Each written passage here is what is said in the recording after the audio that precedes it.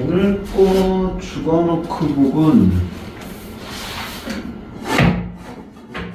그냥 기억하자.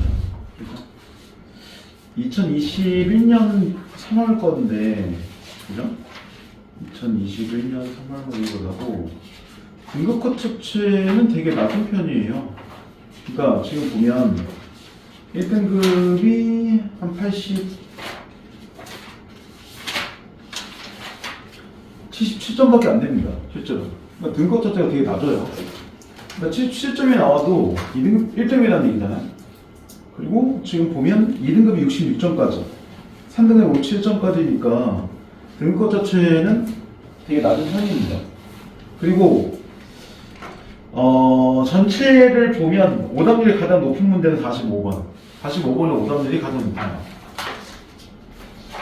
이거는 사실 문제가 엄청 어렵다기보다는 어떤 거냐면, 제가 볼 땐 수험생들이 앞에 있는 주민들이나 또는 아내 입장 자체를 이해하는 게 쉽지 않았을 수 있습니다. 왜냐면 이게 우리가 볼 때는 이런 것까지 있는 건가? 이렇게 느껴지는 부분이 있기 때문에 이 물질적인 것과 경쟁적인 거에 대한 어른들의 심리를 읽어내는 부분이 좀 필요하고요. 근데 언젠가 어른 되면 이게 이해가 되겠죠?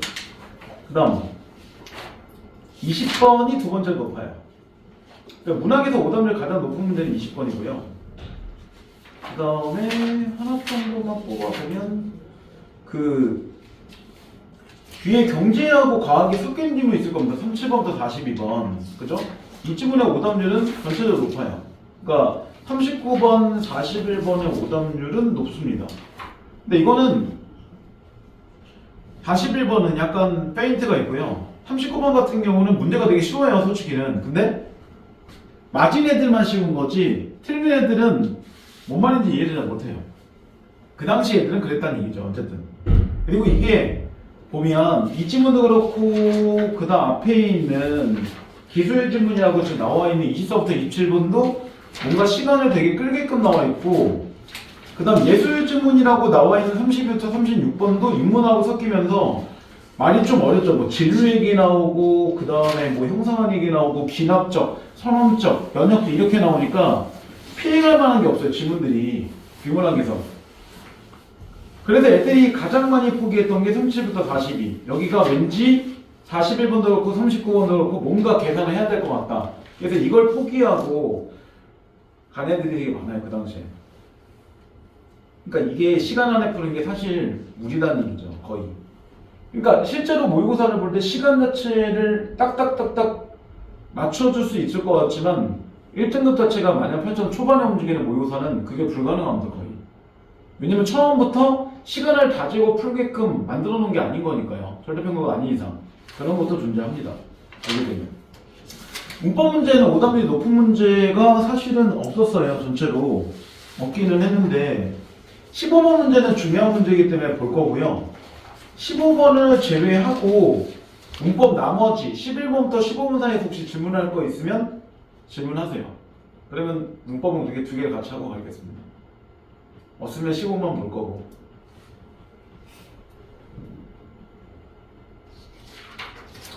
오케이. 그러면 15번 보기 전에 하나만 질문 돌아가면서, 이현님, 의도명사하고 그 조사의 구분은 뭘 갖고 하면 될까요? 간단하게 생각하면 의도명사하고 어미에 대한 구분 어떻게 하면 되죠? 뭐 조사나 이런 것들. 뭐야? 그럼 11번 어떻게 맞췄어? 찍은 거 아니야? 찍은 거 같은데? 의도명사는 반드시 앞에 뭐가 나온다? 관용어가 나온다. 근데 조사나 이런 것들은 앞에 뭐가 나온다? 체온이 나온다. 그러니까 의도명사인지 조사인지에 대한 구분은 앞을 보고 판단하는 거예요. 앞에 보면 관용어가 나오는지 아니면 앞에 보면 체온이 나오는지. 그럼 결국 체온의 종류가 명사대명사 알아야 되고, 관용어 자체가 뭔지를 파악하는 게 필요하죠. 관용사와 관용어는 같을 수도 있고 아닐 수도 있는 거니까요. 간단하게만 얘기할 거고. 자, 15번 보세요. 자, 이거를 넘기고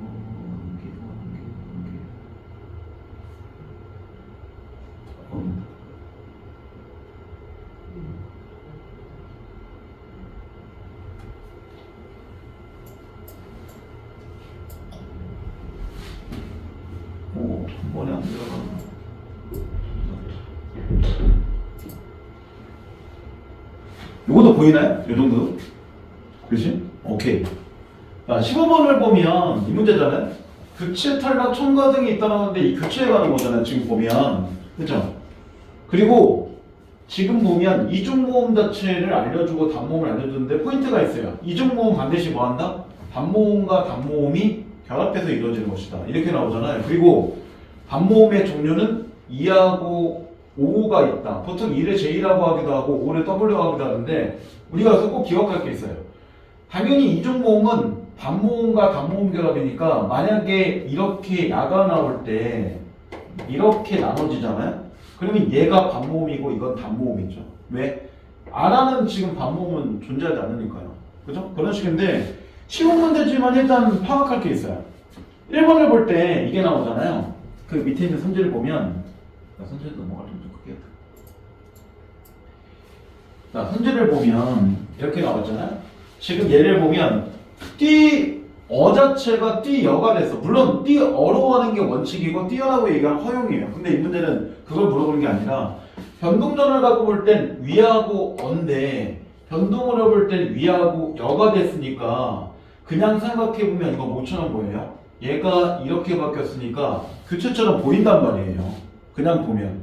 근데 중요한 거는 아까 얘기했듯이 이중모음 자체는 뭐 하는 거야?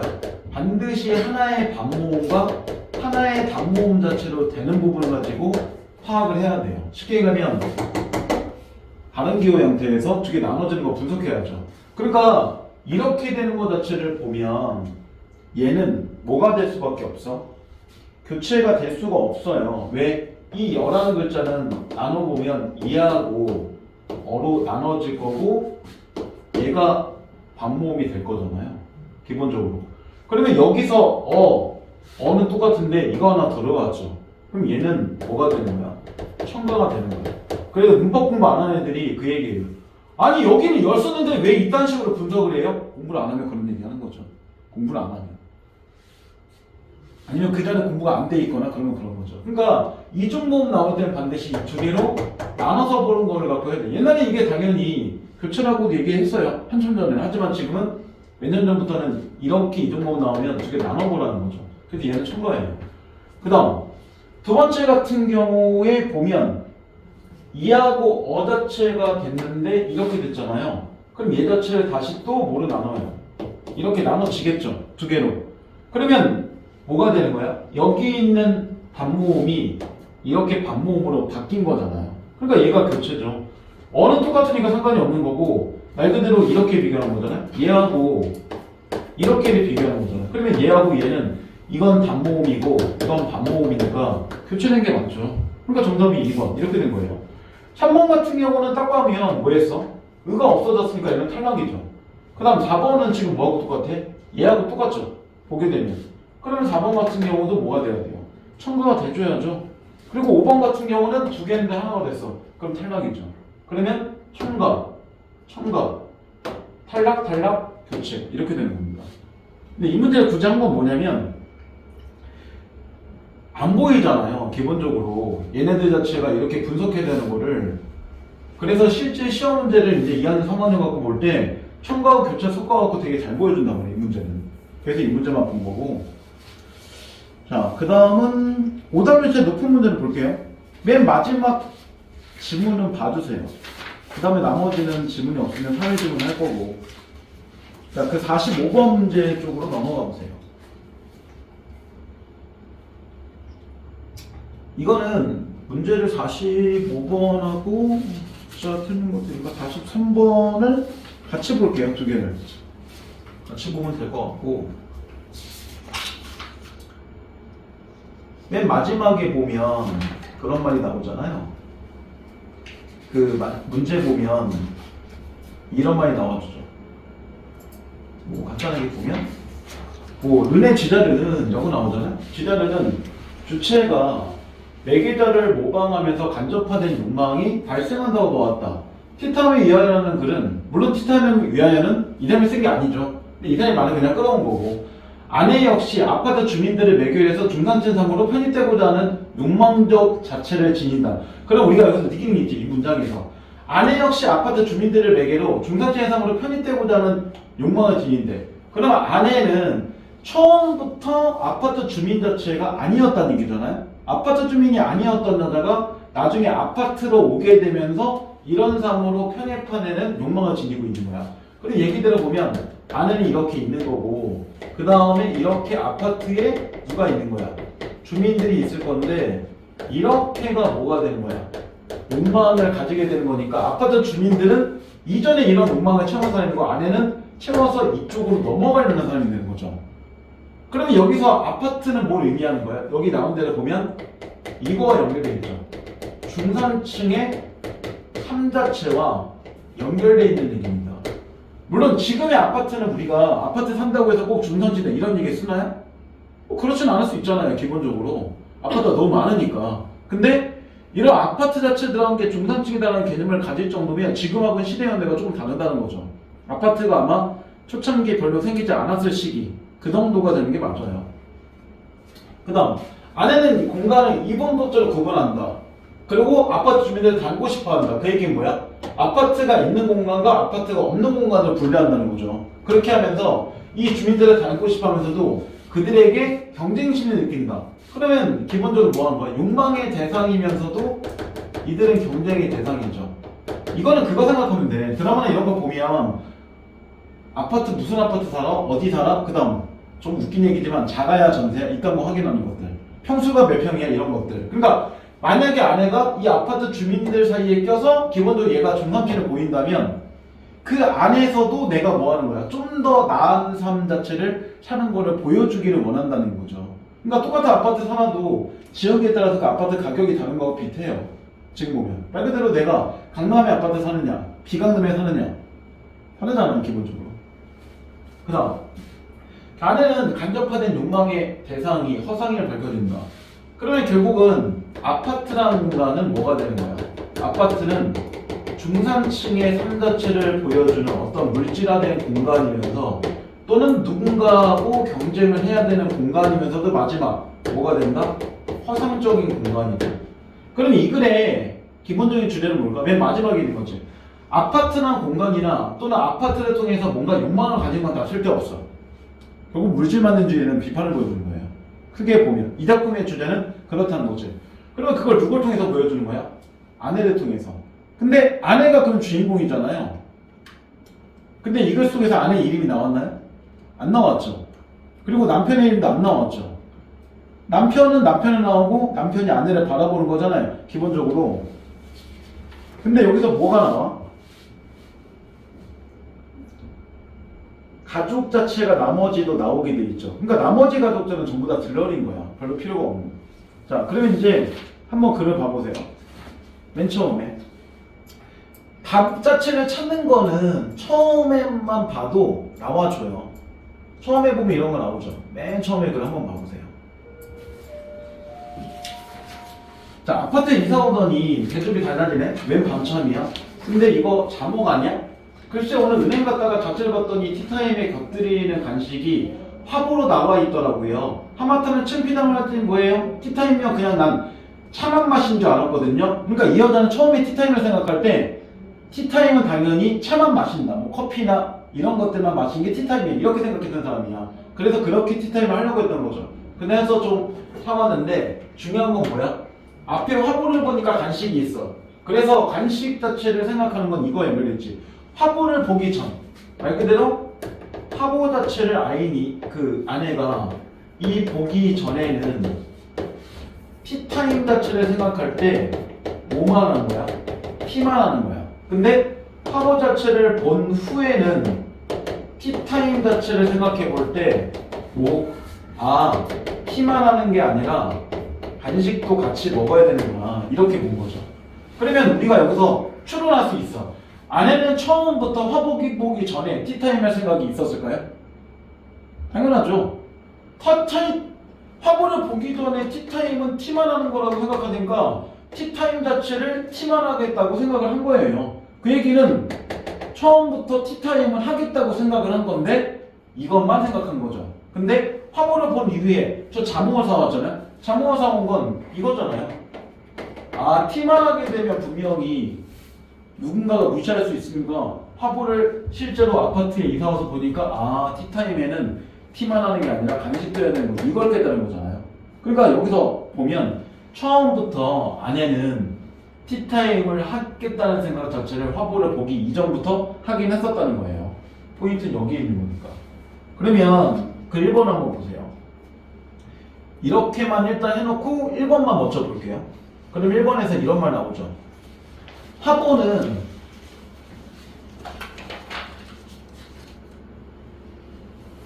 되게 안 좋네, 상문인데. 아, 진짜 우리 영어 선생님 너무하시네. 상태가 좋은 거 치고 자기네들은 좋은 거 쓰고 왜 나를 맨날 하고죠. 이런 느낌인데 이렇게 나오죠. 화보는 아내와 하여금 매개자의 삶에 대한 모방 심리를 자각하게 해서 티타임을 갖겠다고 결심하는 소리이군. 근데 방금 설명에 보면 화보는 아내가 하여금 매개자를 모방하는 심리를 자각해서 티타임에다가 자몽이라는 간식을 곁들이겠다고 결심하는 소재이겠군. 이렇게 나와야죠. 왜냐면 화보를 보고 티타임을 갖겠다고 생각한 게 아니라 화보 보기 전에 티타임을 할 건데 간식 생각 안 한 거니까 화보는 간식에 대한 것까지를 생각하게끔 만들어준 거잖아요. 그러니까 정답 1번밖에 나올 게 없어요. 그러니까 이 아줌마의 심리를 읽어내는 게 좀 필요하다. 그 다음 2번. 저쪽 동네하고 이쪽 동네를 지금 나눴잖아요. 그럼 2번부터 그걸 맞죠. 2번은 되게 쉬워요. 그러면 이쪽 동네는 뭐가 있는 거야?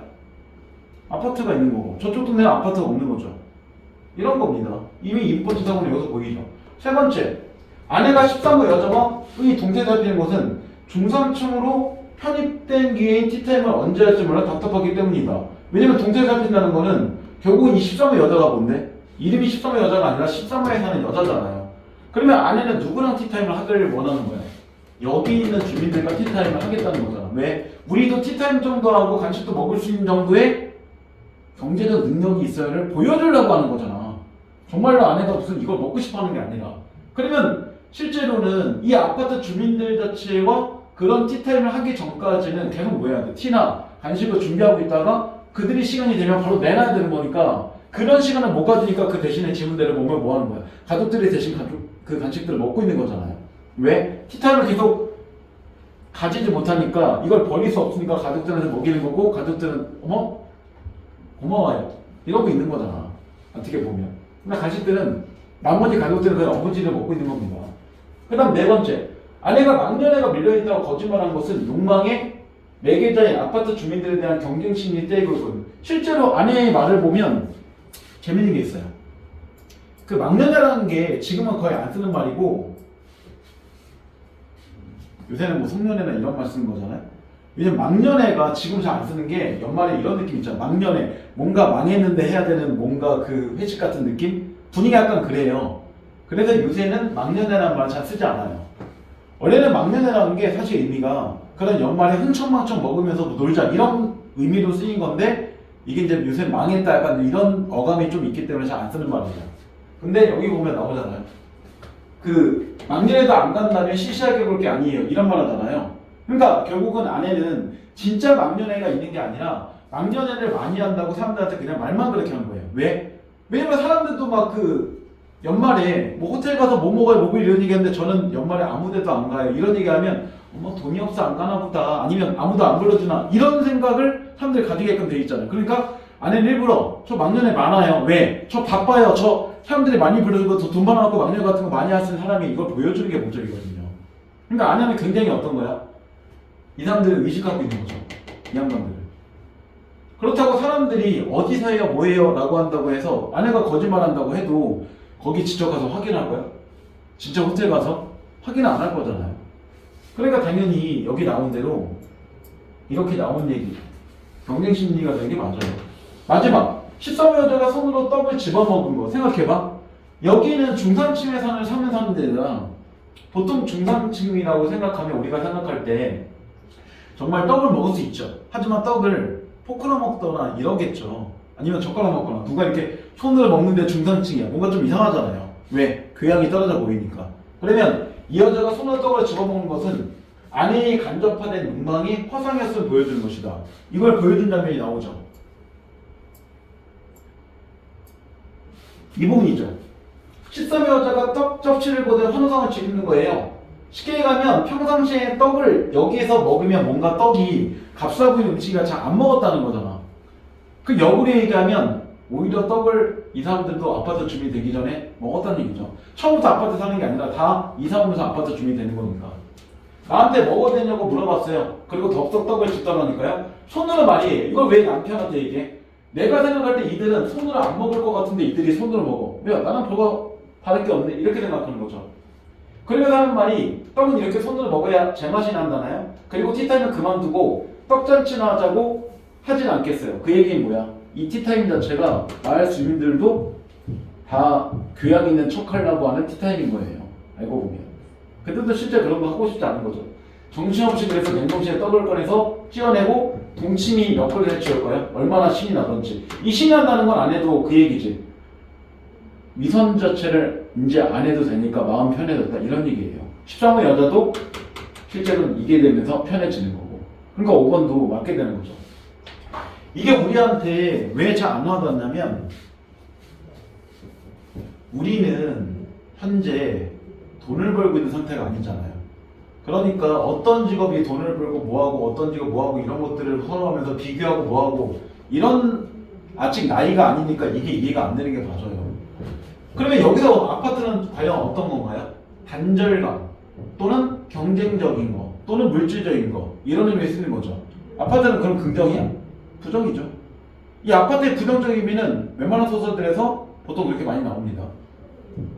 왜냐면 우리나라는 특이하게 아파트를 어떻게 생각해요? 투기 대상으로 생각하니까요. 엄마들 재개발하면 좋아합니다. 왜? 집값 올라갈 거니까. 특이하죠. 아주 이상한 동네라니까요. 한국은. 근데 이건 어쩔 수 없는 부분도 있어요. 왜? 땅덩이가 미국 같지 않으니까요. 미국처럼 한 집이 단독주택처럼 이렇게 보이는 그런 데를 하자니 땅이 너무 좁은 거잖아요. 기본적으로. 그러니까 위로 계속 올려대고 있는 거죠. 자, 이제 43번도 봐보세요. 그러면 이 글에 대한 설명을 적절한 건데 43번은 되게 쉬워요.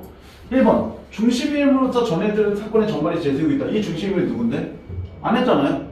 아내 자체를 통해서 남편이 전해 듣고 있으면서 이야기가 전체적으로 퍼지게 돼 있으니까요. 그러니까 답이 1번밖에 나올 게 없어요. 기본 라인은. 그리고 이게 중간 부분을 보면 나라고 나오니까 사실 남편이 나가 된다면 1인 7 관찰자가 되는 거죠. 그러니까 이 문제는 굳이 2번은 넘어갈 필요가 없어요. 나머지는 확인이 안 되거든요. 자, 이 점은 이렇게 간단히 풀면 되고, 자, 그 다음 비문학에서 혹시 질문하고 싶은 지문이나 문제 있으면 얘기하세요. 저는 그걸 먼저 할게요. 없으면 39, 41을 볼 겁니다.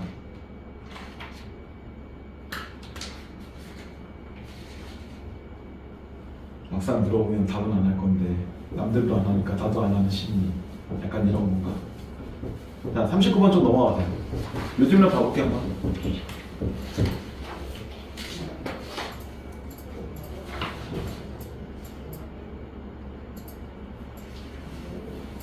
이 지문을 보면 이런 게 나오잖아요. 지문이 가하고 나가 좀 섞여 있는데 하나 우리가 볼만한 게 있어요. 처음에 지문은 이제 이거 과학지문이잖아요. 다인에 대한 얘기는 많이 당연히 들어봤을 건데 이렇게 나오잖아요. 다인은 같은 종에 속하는 개체들이 생존 경기에 살아남아 번식하기 위해서는 그 형제 중의 일부가 자수에게 전달돼 진화가 일어난다는 자연성 특권을 주장했다. 개체가 다른 개체들과 생존 경쟁에서 이기기 위해서는 이기적인 행동을 할 수밖에 없지만 왜? 경쟁에서 이기려면 걔네들을 없애버리거나 먹이가 한정되어 있으면 내가 먼저 먹이를 먹어야 되니까 그건 이기적인 걸 수밖에 없죠. 다른 개체 입장에서 볼 때는. 그렇다고 우리가 그럴 수 있나요? 기본적으로? 그래, 네가 먹어야 되니까 내가 대신 배고파서 죽어줄게. 이건 말이 안 되잖아요. 그럼 내가 살 이유가 없는데. 그러니까 어쩔 수 없는 이기적인 행동을 하는 거죠. 경쟁이라고 하는 거죠, 이거. 자연계에서 동물들의 이타적 행동이 자주 관찰된다. 근데 이기적과 이타적은 같은 말일까요? 도윤님? 이타적과 이기적은 같은 말일까요? 다른 말이잖아. 둘은 반대니까. 이타적이라는 것은 이기적의 반대죠. 그래서 이에 진화로 옹문학자들은 동물들의 이타적 행동을 설명하는 이론 제시했다. 그러니까 이 지문은 이기적으로 보이는 행동인데 이타적이야. 알고 보면 이타적으로 보이는데 왜 이기적인지 설명하는 질문이 되는 거예요. 해밀턴은 이렇게 나오죠. 해밀턴은 객체들의 이타적 행동은 자신들과 같은 유전자를 공유하는 친족들의 생존과 번식에 도움을 주면서 자신의 유전자를 후세에 많이 전달하기 위한 행동이라는 혈연 선택 자체를 제시했다. 해밀턴의 법칙에 의하면 이렇게 나오죠. 근데 이게 R은 유전적 근연도로, 근연도가 뭔데? 유전적으로 가까운 정도를 보는 거잖아요. 당연히. 이타적 행위자와 얘 수혜자가 유전자를 공유할 확률은 B. 이타적의 수혜자가 얻을 수 확률을 C로 본다. 이러면 뭐 한다? 이걸 한다는 거잖아요. 그리고 여기서 볼 수 있는 게 있지. 이 값이 무조건 0보다 커야지 유전자가 이타적이 된다. 그러니까 이 말 자체가 이렇게 돼야지 반드시 뭐가 된다? 이타적인 상태가 진화한다. 그럼 역으로 이거 자체가 이렇게 뒤집어져 0보다 작아버리면 진화하지 못한다는 얘기잖아요. 근데 여기서 되게 중요한 말이 있어. 혈연 선택이죠. 그럼 결국은 누구만 도와준 거야? 혈연 자체는 도와주는 건데 비혈연이라고 돼 있는 애들은 도와주지 않는다는 얘기예요. 그러니까 이게 뒤에 있는 얘기 한번 보겠지만 만약에 누군가 물에 빠졌을 때 얘기가 나오잖아요. 그 뒤에 한번 보세요. 뒤에를 보면 이런 말이 나오죠. 질문에서 지금 얘가 하나 나오죠.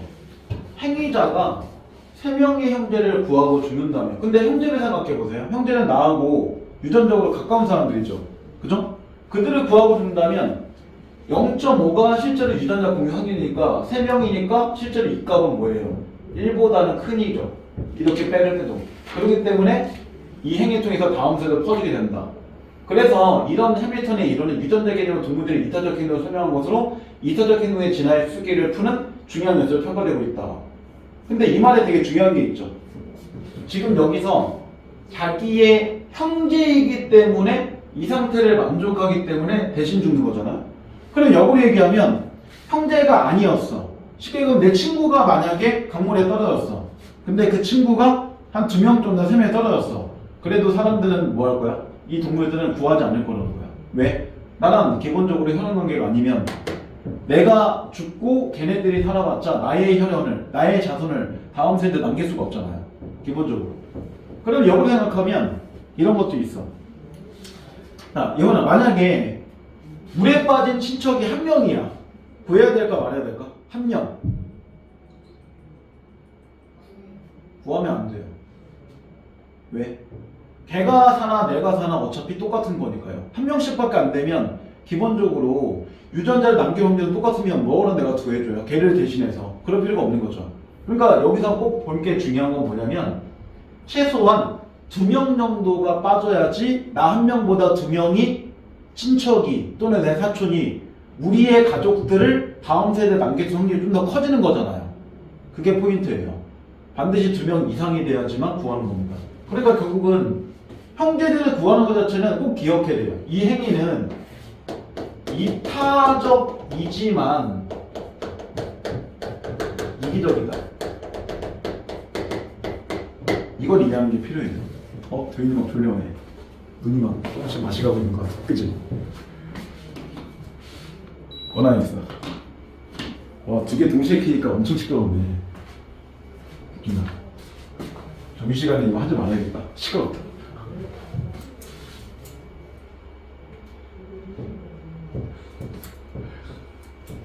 이거 자면 안 돼. 나도 피곤하거든. 니네를 보면 나도 피곤해져. 저 아침 10시부터 수업하고 있기 때문에 피곤해요. 오늘 수탕 뛰는 중이거든요. 딴 데 한 군데 2시간 반 정도 수업하고 지금 넘어온 거라서 피곤합니다. 그 오늘 차 왜 이렇게 막혀? 이상하게 막혀. 여기 주차장 오늘은 빨리 됐어. 들어와서 좀 헤맸지만 5분 안에 되면 빨리 된다. 이제 반복이죠. 근데 왜 이타적인데 이기적이야? 자기의 형제나 친척들이기 때문에 구하니까 결국은 이기적인 거죠. 그러니까 우리의 자손들 자체를 남길 수 있는 사람들만 도와준다. 그런 의미예요. 그래서 아까 얘기했죠. 친구가 빠지면 나랑 혈연관계가 아니기 때문에 안 도와준다. 이게 포인트야. 여기까지를 보고 뒤에 있는 38번 문제를 봐보세요. 38번 한번 볼게요. 38번은 답은 쉽게 나올 수도 있어요. 물론 39번, 41번 좀 포인트이긴 한데 38번에 보면 이 얘기 나오잖아요. 적절하지 않은 것을 이런 거 나오는데 1번에 보면 유전자 근연도에 초점해서 이타적 행위 설명하고 있다. 이건 안 봐도 되죠. 아까 이 형태의 값 자체를 볼 때 이미 이렇게 나오는 것 자체가 이 R 곱하기 B에서 C를 나눠서 이런 형태가 이미 유전자 근연도를 갖고 보는 거잖아요. 그러니까 1번 단위가 제일 쉬워요. 그 다음 개체의 이기적 행동에 숨겨진 이타적 동기에 대해 설명하고 있다. 아니잖아요. 행동 자체는 아까 볼 때 누군가를 도와줬죠. 그러면 행동 자체는 이타적인 거죠. 하지만 자기의 친척들이 3명이 남기는 게 나 하나 남는 것보다 기본적으로 다음 세대 유전자에 남길 확률이 큰 거니까 도와준 거잖아요. 그러니까 이타적 동기가 아니라 이 동기는 뭐 하는 거야? 이기적인 거죠. 왜? 우리의 친척들이니까 도와준다. 왜? 우리 가족들의 혈연관계를 남기기 위해서, 다음 세대 남기기 위해서 도와주는 거니까. 왜냐면 나 한 명만 살아가는 것보다 3명 살아가는 게 자식을 낳는 확률이 좀 더 클 거 아니에요. 그러니까 이렇게 바뀌어줘야죠. 정답은 2번이 쉽게 나와요. 3번. 이타적 행위자 그 수혜자가 삼촌일 경우에 R은 왜 0.25일까? 실제로 지문에서 볼 때 형제자매 자체가 0.5 정도의 근연도를 갖잖아요. 그럼 삼촌이 한 세 넘어가죠. 그럼 여기다 뭐 해야 돼? 0.5로 곱해야죠. 그럼 0.25가 나오는 게 맞잖아요. 기본적으로. 그죠? 그러니까 정답이 아니죠. 말 그대로 0.5에서 이렇게 해도 상관없잖아요. 0.5에다가 2분의 1 나누는 거하고 똑같은 거잖아요. 결국은. 그럼 0.25밖에 안 되겠죠. 이렇게 되는 겁니다. 그 다음 네 번째. 이타적 행위자의 수혜자가 부모, 자식이나 형제자매일 때 R은 같다. 왜? 0.5니까요. 삼촌은 한 대가 넘어가니까 0.25가 되는 거지만 부모, 자식과 형제자매는 0.5 안에서 움직인다고 나오니까요. 그 다음 마지막 5번 같은 경우에 B하고 C 자체가 만약에 여기 나온 대로 같으면 왜 진화하지 않을까요? B하고 C가 같다는 건 이 두 개 숫자가 같다는 거잖아. 이 두 개 숫자가 같으면 이렇게 되는 게 아니라 이렇게 되거나 이렇게 된다는 얘기가 나올 텐데 왜 그러나는 거야? 쉽게 얘기하면 R이라는 게 앞에서 뭐가 나왔어? 앞에 나올 때 유전자 근연도 라고 나오잖아요. 그래, 유전적 근연도라는 거는 유전적으로 서로 같은 확률을 얘기한 건데 그러면 최고치가 얼마야? 이 상태로 본다면 100%가 제일 같은 거고 0%가 제로인 거잖아요. 그럼 나올 수 있는 건 퍼센테이지니까 결국은 1 자체가 가장 높은 숫자가 나올 수밖에 없죠. 만약에 여기다 얘네 둘을 똑같이 이렇게 1을 갖다 쳐봐. 그러면 여기서 얘를 먼저 해주고 이렇게 되면 0과 똑같은 숫자가 나오잖아요. 그러면 기본적으로 뭐가 돼? 이렇게 되는 게 아니라 이렇게 돼버리는 형태밖에 안 되잖아요. 이럴 때만 진화한다 나오죠. 쉽게 말하면 이럴 때만 도와준다는 거잖아. 그러니까 B와 C가 같으면 이렇게 되기 때문에 진화를 못할 수밖에 없어요. 여기다 만약에 2를 집어넣어도 똑같잖아요. 1 자체에서 2 해봤자 어차피 또 0이 나올 거니까 기본적으로. 그러면 이 앞에 있는 숫자가 작아지면 이게 뭐가 될 거야? 이렇게 되밖에 안 되겠죠. 아예. 그러면 점점 뭐 할 거야? 진화를 못 하겠죠. 그래서 이 두 개의 숫자는 반드시 같은 게 아니라 B가 더 뭐 해야 돼? 무조건 커야 돼요. 기본적으로. 얘가 크고 얘가 작아야지 기본적으로는 이런 상태를 만족해 줄 거니까요.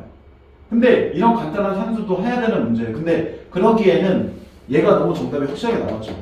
이 같은 경우는. 자, 그 다음 이제 39번 쪽으로 넘어가세요.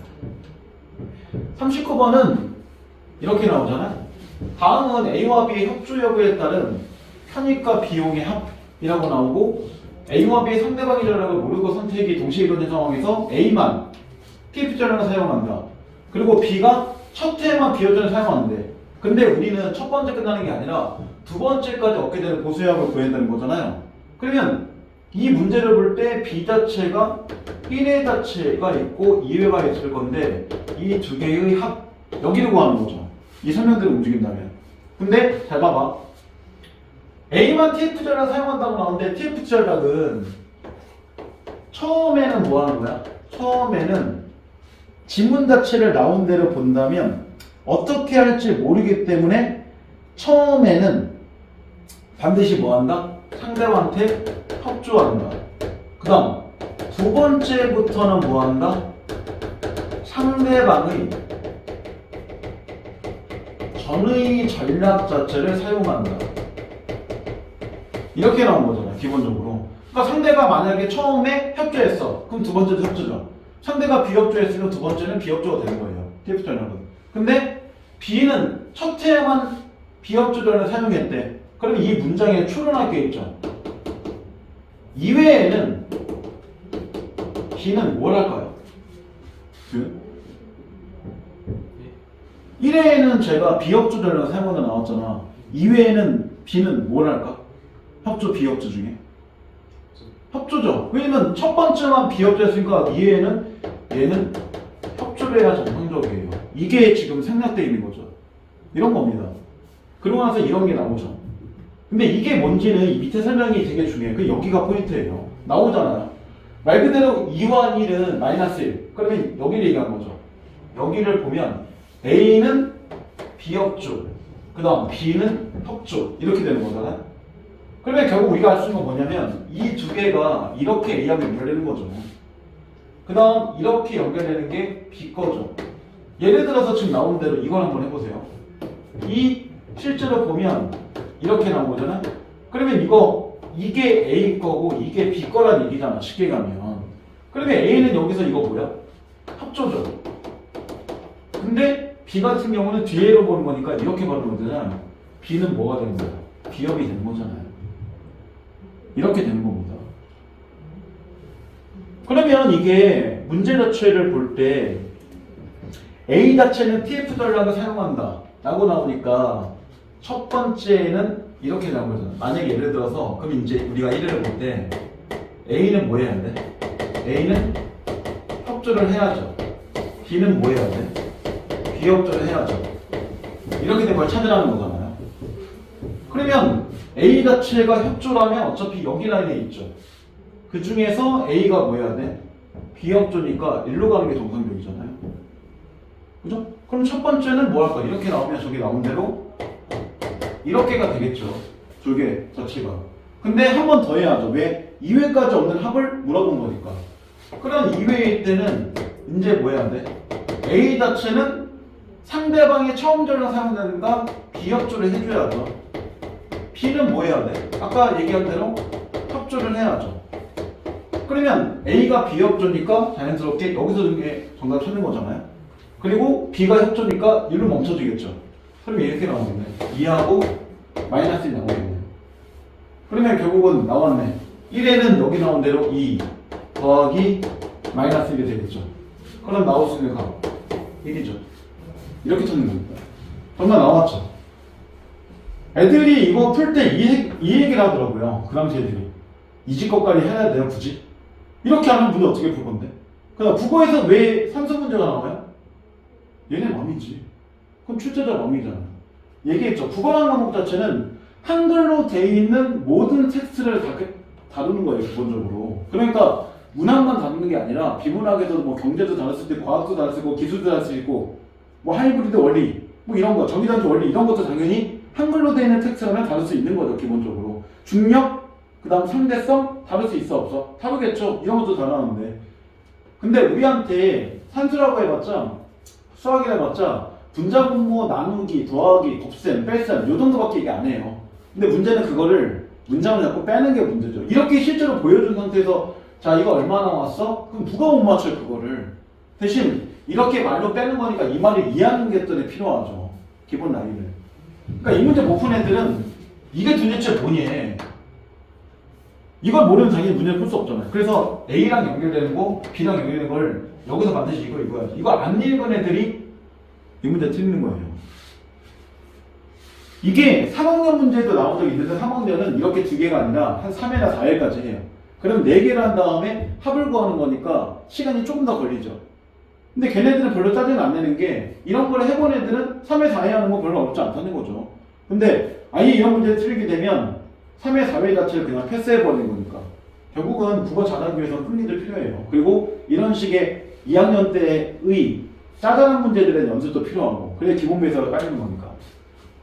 자, 그 다음 이제 41번 쪽으로 넘어가세요. 자, 41번 같은 경우에도 지금 보면 두 가지 조건을 주는 거잖아요. 자, 41번에 이런 게 나오죠. 자, 적절하지 않은 것은 이렇게 나오는데, 자, 개미의 경우 수정란은 암컷이 되고 미수정란은 수컷이 된다. 여왕개미가 낳은 암컷들이 부하는 1, 모하는 0.5, 자미하는 0.75 정도의 유전적 근원도를 얻는다. 그러면 실제로는 부하고 제일 가까운 거고 모하고는 가장 먼 거죠. 자미는 중간이고, 그죠? 분명히 약간 중요한 게 있지. 유전적 근원도가 나랑 가까울수록 내가 도와줄 확률이 좀 더 높은 거잖아. 이타적 행동을 할 확률이 되게 높아진 거잖아요. 반대로 근원도가 떨어지면 아까 공식 자체가 내려갈 수밖에 없기 때문에 안 도와줄 겁니다. 포인트가 나오죠? 암컷 중 여왕개미가 되지 못한 이 개미들은 직접 번식을 하지 않고 여왕개미 낳은 수많은 자신의 자녀들을 돌본다. 자매들을 돌본다. 그럼 뭐 한 거야? 0.75로 돌본다는 거잖아요. 자매는 0.75니까. 이게 포인트예요. 근데 이 문제를 잘못 푼 애들은 자매들을 돌보는 건 엄마가 낳은 자식이니까 엄마가 낳은 자식을 내가 도와주는 거겠지. 이렇게 생각하는 게 포인트인데 그게 잘못됐다는 거죠. 그냥 자매가 나랑 0.75이기 때문에 도와준다. 이게 포인트예요. 왜? 1보단 작지만 0.5보단 크니까. 그냥 보이는 대로만 하면 돼요. 그 다음 두 번째 나오죠. 현재 지구상에는 350개여 종의 부족이 수렵과 채취에 의존하고 살아가고 있는데 이런 부족은 대체로 몇 개의 서로 다른 친족들로 구성되어 있으며 평등주의적 부족 질서 아래 사냥감을 나누어 먹는 식량 공유의 관습을 가지고 있다. 이는 개인 사냥 성공률이 낮은 상태에서 효과적인 생존 방식을 할 수 있다. 쉽게 얘기하면 여기서 왜 식량을 공유하는 거야? 개인 자체가 혼자 사냥하면 성공률이 낮기 때문에 그런 거잖아. 그러면 뭐 하는 거야? 얘네들이 다른 친족이지만 도와준다는 얘기잖아. 그러면 실제로 이 기억의 이야기하고는 좀 얘기가 다르죠. 왜냐면 다른 친족이라는 거는 나랑 상관이 아예 없는 애들일 수 있잖아. 쉽게 말하면 친구 관계이거나 뭐 동아리거나 같은 김씨가 아니거나 나는 박씨고 얘는 김씨지만 도와준다는 얘기잖아. 왜? 개인의 사냥 성분이 낮은 상태에서 우리 전체 사회가 다 효과적 살기 위해서는 다음에 내가 성공하지 못할 때 얘한테 뭐 해야 되니까 식량을 공유받을 수도 있는 거니까 이런 거잖아요. 그러면 기본적으로 이 기업은 뭘 설명하지 못해? 가족관계가 아닌데 도와주는 거를 설명을 못 하잖아요. 근데 리은은 가족관계가 아닌 것도 도와준다고 설명할 수 있죠. 그게 지문의 나의 세 번째 문단부터 이야기해요. 그래서 세 번째 문단 한번 봐보세요. 나에서. 자, 이런 말 나오죠. 자, 집단 선택 가설에서는 이타적 구성원이 많은 집단이 그렇지 않은 집단과의 생존 경쟁에 유리하기 때문에 당연하죠. 왜냐면 집단이 10명인데 얘네가 싹 다 이기적이야. 그럼 아무도 안 도와줄 거잖아요. 다 죽어요. 근데 이타적인 애들이 한 명이라도 더 많으면 그 애들이 서로 이기적인 애들을 도와줄 거니까 사회는 망하지 않겠죠. 그럼 여기서 전제 조건이 있어. 사회 구성원 자체를 볼 때 이타적인 애들이 많아야 그 사회는 결국은 살아가는 겁니다. 이기적인 애들로 꽉 차면 이미 사회는 멸망해요. 우리 4명이 사회를 이룬다고 생각해봐. 근데 우리 4명이 다 이기적이야. 그러면 뭐 하지 않을 거야 우리는? 식량을 공유하지 않겠죠. 그러면 언젠가 다 죽을 겁니다 결국은. 근데 다 이타적이야. 그러면 서로 뭐 할 거야? 식량을 공유할 거니까 어떻게든 살아가겠죠. 이런 차이가 있는 거야.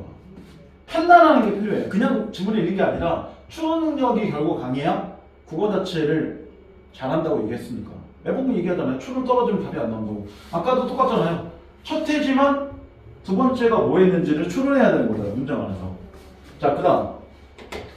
개인 간의 생존 경쟁에서 우월한 개인이 생존하는 개인의 선택에서는 이기적 인간이 살아남는 데 유리하지만 집단 간의 생존 경쟁에서 우월한 집단이 생존하는 집단 선택에서는 이타적 구성원이 더 많은 집단일수록 식량을 구하거나 다른 집단과의 분쟁에 효과적으로 대응할 수 있기 때문에 왜? 도와줄 거니까 생존을 잘할 것이다.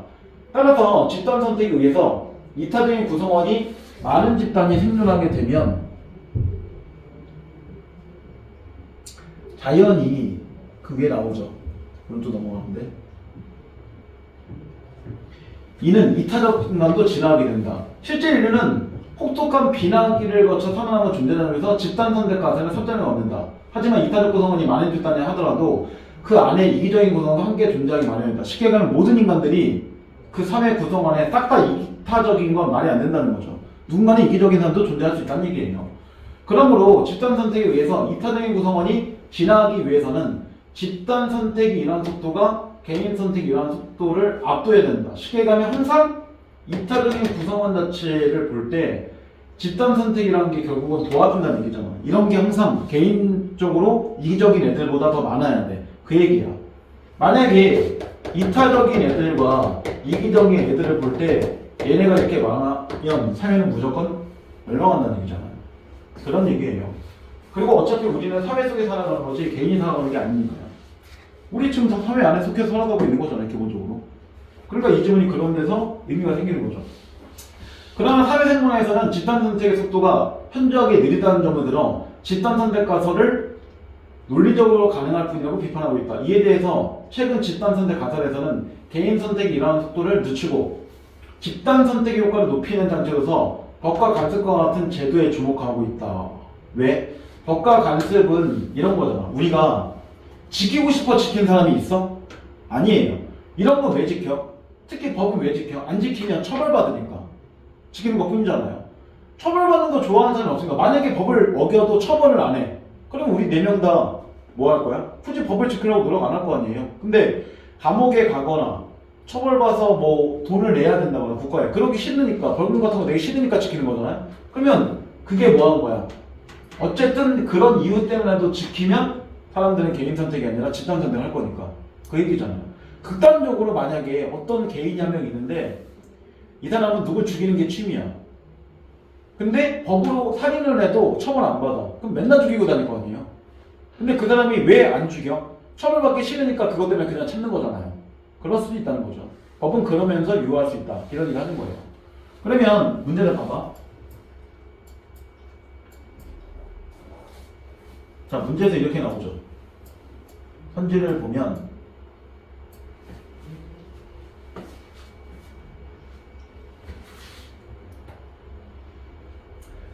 1번 가에서는 일개미가 자식을 낳지 않고 자매들을 돌보는 것은 부모나 모의 유전자를 후세에 많이 전달하기 위한 전략을 본다. 이렇게 나왔잖아요. 근데 모는 0.5였잖아요. 그리고 자매가 0.75였죠. 그러면 모의 유전자를 후세에 많이 전달하기 위한 게 아니잖아요. 결국은. 누군가는 이렇게 얘기했어. 아니 모의 유전자면 그냥 자매 아니에요. 이런데 일부러 위에서 나눴잖아요. 모하고 0.5고 자매가 0.75고 그 다음 아버지하고 1이라고 나눠놨잖아요. 그러면 모의 유전자를 후세에 더 많이 전달하기 위한 게 아니라 자기 자매들의 유전자를 후세에 많이 연결하기 위한 거죠. 이걸 돌본다는 건 이 말대로 움직인다면 자매들의 유전자 자체를 뭐 하는 거예요? 전달하기 위해서 후대로 지키는 거지 이걸 지키는 게 아니잖아요. 앞뒤가 안 맞죠? 그러니까 정답 1번 멈춰주게 돼 있어요. 말 그대로 자매들 보는 건 자매 유전자를 남기는 거지 어머니의 유전자를 남기는 것과는 아무 상관이 없는 거니까요.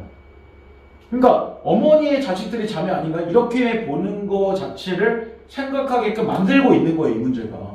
그렇게 하면 이미 답을 찾을 수가 없는 거죠. 그 다음 두 번째 나에서는 일개미가 목숨 걸고 개미군락을 지키는 것은 다른 DNA와 생존 경계에서 이기기 위한 유전자의 이기적 행동으로 보겠다. 왜? 개미군락에 있는 애들은 같은 가족이잖아요. 그러면 자기네 가족이니까 지키는 거니까 결과적으로 이기적인 게 맞죠. 동기는 이타적이지만 행동 자체는 다른 애들을 즉 자기의 군락이 아닌 애들은 죽여버릴 거니까 이기적인 거죠. 그러니까 맞는 얘기입니다. 세 번째, 나에서는 자신의 식량을 나눠주지 않으면 사냥에 실패했을 때 자신도 얻어먹지 못할 수 있기 때문에 공유가 생긴 것이다. 그렇죠. 왜냐면 안 나눠줬어 내가 한번. 그럼 상대방 자체가 내가 없을 때 뭐 할 거야? 안 도와줄 거잖아요. 그러니까 나중에 내가 못 받을 걸 고려하고 내가 식량을 못 걸고 고려해서 지금 미리 도와주는 거잖아요. 나중에 도움받기 위해서. 그러면 식량 공유가 생긴 거는 개인이 사냥에 실패했을 때 남한테 도움받기 위해서. 왜냐면 기브 앤 테이크잖아. 내가 안 도와주면 상대방도 당연히 뭐한다? 안 도와준다. 내가 도와주면 상대방도 도와준다. 이게 인간의 기본적인 어떻게 보면 생각이니까.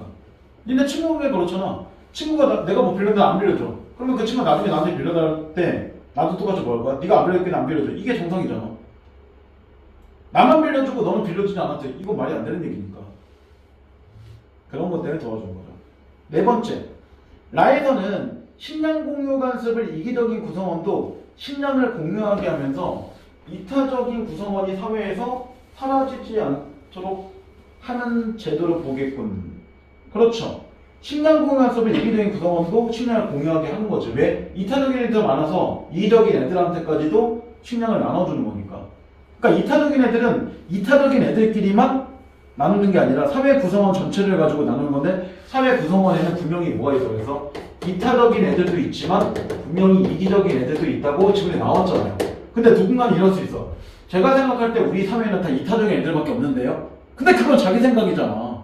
지문에서는 이렇게 된다라고 얘기했으면 여기 비판하는 게 아니라 사회는 그냥 얘하고 얘가 같이 있구나 이렇게만 우리는 독해를 하면 되는 거지. 왜 굳이 이타적과 이기적이 섞여 있지? 내가 볼 때는 싹 다 이기적인데 싹 다 이타적인데 이렇게 생각하는 건 그냥 자기 생각이니까요. 지문에서 이렇게 나왔다면 그냥 사회는 이렇게 이루어지구나 이렇게 해석하는 게 나오는 거지 우리가 비판하는 게 아니에요 절대로. 그래서 문학갈 때도 얘기했죠. 이별하고 병신같이 왜 짜고 있어 이렇게 보는 게 아니라 이별하고 이별은 그냥 슬퍼서 울고 있구나 이렇게만 판단하면 된다 그랬죠. 나는 안 울 거야 이건 필요 없는 얘기예요. 그 다음 마지막, 가해에서는 혈연제도가 없는 구성원의 식량 공유를 설명할 수 없지만, 그렇죠. 가해에서는 반드시 근연도가 나랑 가까운 애들만 도와준 거잖아요. 그래서 아까 누구만 도와줬어? 형제자매 자체에서 연결시킬 때 형제기 때문에 도와준 것 뿐이잖아요. 형제가 아니면 안 도와준다 그랬죠. 그러면 얘 같은 경우는 혈연 관계가 아닌 관계에서 이타적인 관계를 설명할 수가 없죠. 하지만 나에서는 협업을 통해서 집단의 생존 확률을 높이는 데 행동으로 볼 수 있다. 왜? 이 라에서는 기본적으로 협업이란 거는 나랑 유전적으로 공유를 안 하는 애들까지도 도와주는 거니까. 그래서 아까 얘기했죠. 가는 친구를 도와주는 걸 설명할 수 없어요. 하지만 나에서의 글은 친구를 도와주는 걸 설명할 수 있다고 그랬잖아요. 그 얘기가 이 얘기예요. 만약 그래서 이 문제는 1번 자체를 넘어가는 애들은 나머지 답을 찾는 게 되게 어려워요. 나머지가 다 맞는 말이니까 정답이 없어 보이는 거잖아요. 그게 이제 포인트입니다. 자, 일단 설명은 여기까지는 하는데 개인적으로는 나름 중요한 문제 26번은 제가 하진 않지만 중요한 문제입니다. 근데 되게 쉬워요.